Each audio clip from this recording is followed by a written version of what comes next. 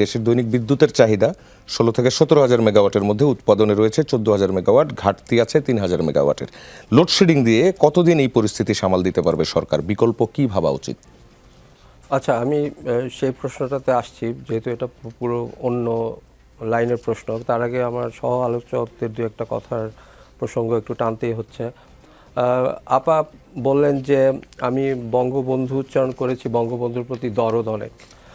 দেখুন, আপনি হয়তো আমার সম্বন্ধে জানেন না, আমি আওয়ামী লীগের পুরো ফ্যাসিস্ট আমলে ওনাদের আওয়ামী লীগ দ্বারা সরাসরি আক্রান্ত হয়েছে। আমি 7 বছর বাধ্যতামূলক ছুটিতে ছিলাম। বিশ্ববিদ্যালয়ের 100 বছরের উপরে ইতিহাসে আর কোনো শিক্ষক 2 বার বাধ্যতামূলক ছুটিতে যায় নাই। আপনি যদি আমার ফেসবুকের টাইমলাইনে যান, তাহলে আপনি দেখবেন যে ওই সময়ে আপনারা কোথায় কে ছিলেন আমি জানি না, কি বলেছেন, কিন্তু আমি যেরকম বক্তব্য রেখেছি, শেখ মুজিবেরও প্রচুর সমালোচনা করেছি, আওয়ামী লীগ হাসিনার প্রচুর সমালোচনা করেছি, এবং এই জন্য আমাকে 17 বছর ধরে আমি সহকারী অধ্যাপক রয়ে গেছি।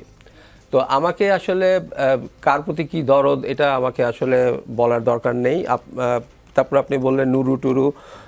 নুরুকে আপনি একবার যে জিজ্ঞেস করবেন যে ও যখন মার খেয়ে ডাকসুর পড়েছিল, তাকে কে তখন ঝুঁকি নিয়ে পানি নিয়ে আসছিল, ওকে একবার আপনি জিজ্ঞেস করবেন, তখন আপনি নুরু টুরু নিয়ে কথা বলতে আসবেন। সো আপনি যদি আমার বক্তব্যের কোনো গঠনমূলক সমালোচনা করতে পারেন তাহলে সেটা করবেন, না হলে এসব ছোটখাটো গঠনমূলক সমালোচনা কি আছে? আপনি একজন নাম যখন মেনশন করবেন, তাকে তো সম্মান করে করবেন। সে এখন বাংলাদেশের সরকারের একজন মন্ত্রী।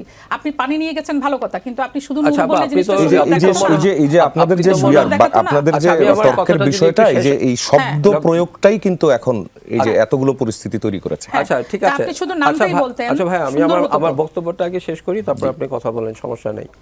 তো আপনি গঠনমূলক সমালোচনাগুলো যদি করতে পারেন, সংসদে যাবেন, সংসদে যে এই ধরনের ছোটখাটো বিষয় নিয়ে আসলে আপনারা না করে, হ্যাঁ, আরো থাকবেন, সেগুলো করলে ভালো হয়। তারপর আপনারা যেটা বলছেন যে নেতার ছবি বেশি ইম্পর্টেন্ট নাকি গোড়ালি কেটে ফেলা ইম্পর্টেন্ট, আমার মনে হয় এই ধরনের তুলনাটা আসলে খুব একটা প্রাসঙ্গিক না। বিষয়টা হলো আইনের চোখে অপরাধ কোনটা, সেটা হলো বিষয়। আইনের চোখে যেটা অপরাধ সেটা শাস্তি হতে হবে। আপনারা এভাবে দেখেন, তাহলে ওই আবেগের বা ইমোশনের জায়গাটা থেকে সরে এসে সত্যিকারের রাজনীতির জায়গা থেকে আসতে পারবেন। অবশ্যই যে ধরনের ছবি প্রচারিত হয়েছে তারেক রহমানের, খুবই নিন্দনীয়, এতে কোনো সন্দেহ নাই। কিন্তু আপনি ওই জায়গাটা থেকে বলতে পারেন না বাপ হয়ে কি সহ্য করবে, এটা তো ব্যক্তিগত ব্যাপার না। একজন প্রধানমন্ত্রী বা স্বরাষ্ট্রমন্ত্রী, তিনি একটা দেশ চালাচ্ছেন, উনি ব্যক্তিগত জায়গা থেকে সেটা দেখবেন না। উনি সহ্যই করছেন, উনি তো কিছু করছেন না। এটা সহ্য করা বা কিছু না করার বিষয় না। ছাত্রদলও এখানে ভালো ভূমিকা রেখেছেন। আপনার কথার মাঝখানে কিন্তু আমি বলিনি, আপনি আমাকে শেষ করতে দিলে ভালো হয়। তো সেই জন্য বিষয়টা এই ছবি পোস্ট করার মাধ্যমে দেখতে হবে যে কি কি আইন ভঙ্গ হয়েছে, সেই আইনটা ভঙ্গ হলে সেইভাবে শাস্তির আওতায় আনতে হবে। এখানে কে কি সহ্য করলো না করলো এগুলো তো আসলে গুরুত্বপূর্ণ না। তো এই ধরনের আবেগ বা ইমোশন দিয়ে দেশ চলে না, দেশ চলে আইন দিয়ে। দেশ চালাতে হয় অবজেক্টিভলি।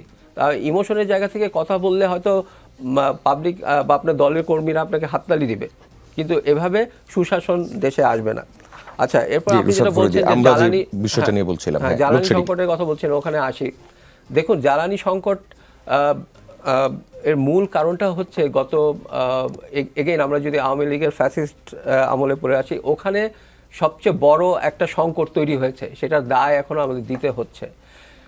আমাদের সুবর্ণ সুযোগ ছিল 2008 সাল থেকে নবায়নযোগ্য জ্বালানির দিকে চলে যাওয়া, যেখানে পাকিস্তানের মতো দেশ এখন তাদের জ্বালানির একটা বড় অংশ নবায়নযোগ্য রিনিউয়েবল এনার্জি থেকে আনছে, সেখানে আমাদের এখনও 1-2% ওদিকে।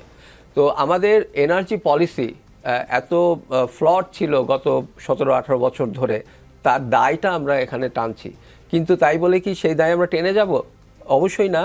পাকিস্তান দেখিয়েছে যে জাস্ট 3-4 বছরের মধ্যে তারা এনার্জি থেকে সাবসিডি সরিয়ে কিভাবে সোলার এনার্জির একটা বিপ্লব ঘটানো যায়। এমন না যে তারা খুব প্ল্যান করে করেছে, তারা আসলে করতে বাধ্য হয়েছে, কারণ তাদের দেশ ব্যাংক্রাফ্ট হয়ে গিয়েছিল। IMF এসে বলেছে তোমার এনার্জি সাবসিডি সরিয়ে দাও।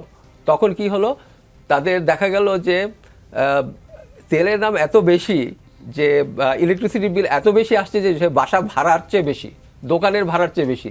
তখন তারা বাধ্য হয়ে সবাই সোলার প্যানেল লাগানো শুরু করলো। আর ওই সময় একটা সুবিধা ছিল যে সোলার প্যানেলের টেকনোলজিগুলোর দাম অনেক কমে এসেছিল। কিন্তু বাংলাদেশে যেটা হয়েছে, বাংলাদেশের এনার্জিগুলো এখন সাবসিডাইজ করে রাখা হয়েছে, যার ফলে সোলার এনার্জি পিছনে যে খরচ, সেই খরচটা কিন্তু এখন ওই সাবসিডাইজ এনার্জির কাছাকাছি। এই জন্য কারো কোনো ওই উদ্যোগটা নেই। তাহলে কি করতে হবে? ওই এনার্জি থেকে সাবসিডিগুলো সরিয়ে ফেলতে হবে। এবং সাবসিডি সরিয়ে ফেলার কথা শুনলে অনেকে হা হা রে রে করে ছুটে আসেন যে আমি তো মানে সাম্রাজ্যবাদী শক্তির দালাল, IMF এর দালাল হয়ে কথা বলতে আসছি। কিন্তু আমার এখানে একটা বড় পার্থক্য হলো, সেটা হলো আমি সাবসিডি পুরোপুরি সরিয়ে দিতে রাজি নই। সাবসিডি রাখতে হবে, সেটা হচ্ছে কি টার্গেটেড সাবসিডি রাখতে হবে। যারা নিম্ন আয়ের মানুষ বা আমাদের কৃষকদের জন্য আপনি ডিজেলের সাবসিডি রাখেন, আপনি যে ইন্ডাস্ট্রি কিছু কিছু ইন্ডাস্ট্রি, ক্রিটিক্যাল ইন্ডাস্ট্রি, সেখানে আপনি চাইলে সাবসিডি রাখতে পারেন যদি মনে করেন নীতির মধ্যে পড়ে। আপনার রাইড শেয়ার যারা করছে, তারা দিন আনে দিন খায়, তাদের জন্য আপনি সাবসিডি রাখতে পারেন। কিন্তু দেখেন ওই যে জ্বালানি তেলের যে সংকটটা হলো, এই যে দীর্ঘ লাইন দেখা যাচ্ছে, আমি একটা দেখেছিলাম যে একটা সংবাদ মাধ্যমের সাথে লাইভ আমাদের স্বরাষ্ট্রমন্ত্রী বলছেন যে কোনো জ্বালানি সংকট নাই। একই সময় একটা ড্রোন শট নিয়ে দেখা গেল ঠিক তার পাশে একটা তেলের পাম্পে লম্বা লাইন, যেই মুহূর্তে সালাউদ্দিন সাহেব বলছেন যে কোনো সংকট নাই। তো আপা বললেন যে সংকট নাই, যেহেতু বলেছেন আমাদের ধরে নিতে হবে সংকট নাই। হ্যাঁ, আমরা দলের প্রতি 100% আনুগত্য থাকলে আমরা সেভাবেই কথা বলবো, কিন্তু বাস্তবের চিত্রটা আসলে পুরোপুরি ভিন্ন। আমি আজকে সোশ্যাল মিডিয়ায় একটা দেখছিলাম যে ওখানে এক ভদ্রলোক বলছিলেন যে আগে 3-4 ঘন্টা লাইনে দাঁড়াইতে হতো, কিন্তু এখন 1.5 ঘন্টার মধ্যে আমরা তেলটা পাচ্ছি। তার মানে জিনিসটা কম না, লাস্ট 1-2 দিনে কিছুটা এটা কিছুটা কমেছে, ওই সময়টুকু আর লাগছে না। এবং এটা কমে এসেছে, তার মূল কারণটা হলো দামটা বাড়ানো হয়েছে। এবং এই দামটা যদি দেখেন, এই সাবকন্টিনেন্টে একমাত্র বাংলাদেশি দাম বাড়ায় নাই, বাকি প্রত্যেকটা দেশ দাম বেড়েছে।